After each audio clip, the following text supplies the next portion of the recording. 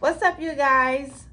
Nom se Rose Aline and jeudi a mwen la nan YouTube channel Sandra pou m prezante nou yon program ki rele Census e mwen avek Sandra, kom nou konel deja. Hi guys. And Dajin. Hey guys. E map kite Dajin pou komanse prezante nou ki sa ki vreman Census la. Ok, an ale tout doat nan sa ki rele Census la. Se sa ke nou rele kreol resansman. E mwen konen ke se pa un mot ki nouvo pou nou men, se pa un konsept ki nouvo, parce ke nou kontade pale de li men Haiti, e menm nan Biblan tou nou konen ke nan sikostas ke Jésus te fet, se dan peryode ki te gen resansman. Donk, resansman ki sa? Ane sa, pou tout moun ki ap vive Etats-Unis ou di mwen ki aktif nan rezo sosyo yo kabab wel, ke ane sa ou pote aksan sou li menm ki se Census 2020. Se chak 10 an ke l fet, pou pays États-Unis, pas pour tout pays, pas seulement pour pays États-Unis, mais non, pour tout pays, on fait chaque 10 ans.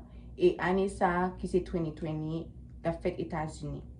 Et concept que vous avez pour année ça, c'est census année ça, recensement année ça, c'est à propos de l'argent, pouvoir. Et que c'est pas un bagage décidé de faire comme ça, c'est que c'est dans la loi pays même que lui-même il recommandé ça.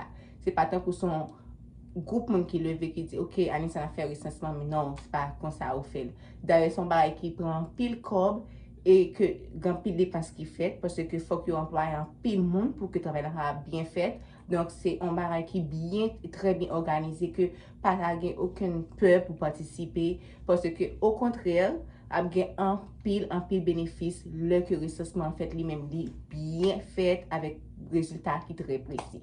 Ok, nou konen Haitien nou yo, m konen nou pe tout bagay, surtout m konen nou menm ki gen problem nan peyi ya, nou pa gen papye, nou konen ke nou kon pense de fwa ke moun yo pral gen akse avek informasyon, nou imigrasyon pral gen akse avek informasyon.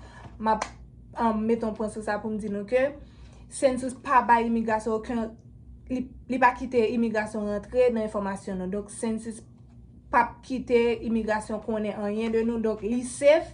Nou ka aplike, pap ganyen ka prive nou safe. Ok, kom lot mesdames yo deja di nou deja, jan di nou, se yon bagay ki nan avantaj nou, au kontre li important pou nou tout participe, pi pou nou ka jwen yon rezultat ki apopriye, et pou rezultat nap cheshe pou nou ka jwen ni.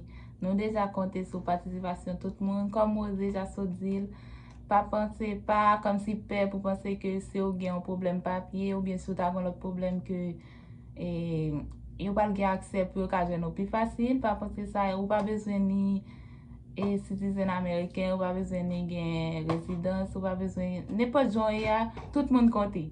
Même j'aime les noter dans formation et gen yon nan monde qui t'a fait formation pour nous te dire depuis ou après respirer aussi vous you count, of course.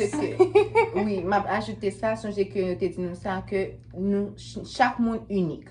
A fait nous un point nous est totalement unique. Yeah, chaque monde gen un point par, même si gen billion people around the world, but chaque monde ou son monde pour compte ou pas gen de ou même, c'est ou même seulement gen. Même si des vrais jumeaux.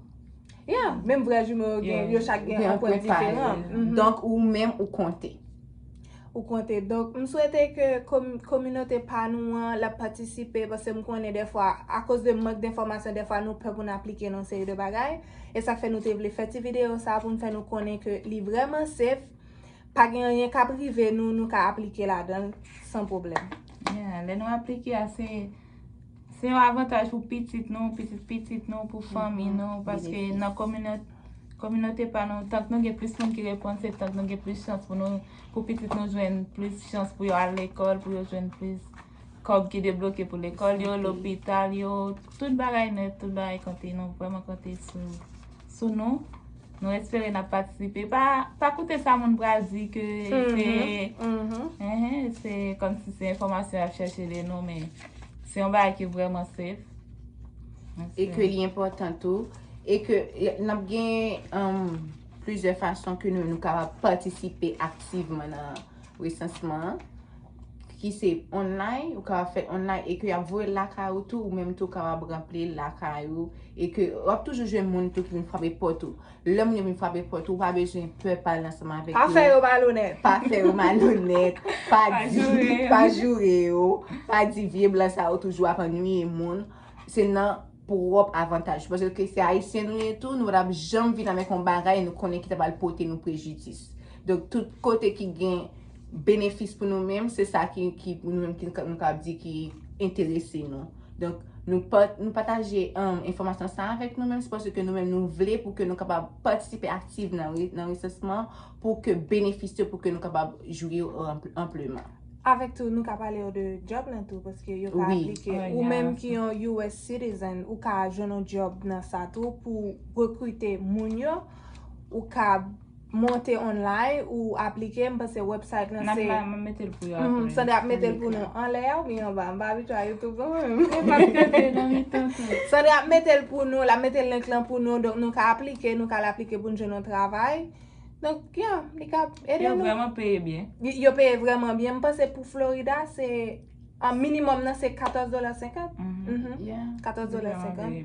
Donc, en pile l'argent, money. Et puis, ou même si vous regardez la vidéo, ça, nous avons responsabilité pour le partager avec l'autre monde. Si vous avez un monde dans la communauté qui pas fin comprendre, partagez ensemble avec eux, essayez de faire comprendre et puis, mais ensemble, ça va. Ok, nous comptons sur nous, partager vidéo, like li, ou même qui Haïti tout qui conforme ou qui vivre ici ou qui partager information avec lui-même parce que la beau pour mon nom et la beau pour la beau pour moi pour nous tous.